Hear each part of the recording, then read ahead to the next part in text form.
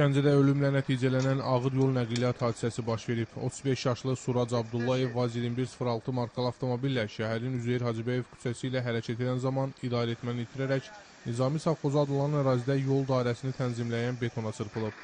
Qəza zamanı avtomobildə olan 5 nəfər, sürücü Surac Abdullayev, 10 yaşlı Fatimə Mirasliçenka, 26 yaşlı Ruslan Mirasliçenka, 22 yaşlı Arsen Daçenka və 37 yaşlı Sergey Mirasliçenka ağır bədən xəsarətləri ilə Abbas Səhət adına bir sayılı şəhər xəstəxanasına, avtomobilin digər iki sərnişini Anjela Mirasliçenka və Ramin Abdullayev Gəncə şəhər təcili tibbi yardım xəstəxanasına yerləşdiriliblər.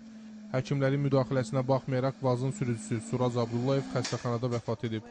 Qəzanın digər iştirakçılarının bir neçəsinin vəziyyəti orta ağır qiymətləndirilir. Hadisə şahidlərinin bildirdiyinə görə qəzaya yüksək sürət və sürücünün spirtli içkinin təsiri altında olması səbəb olub.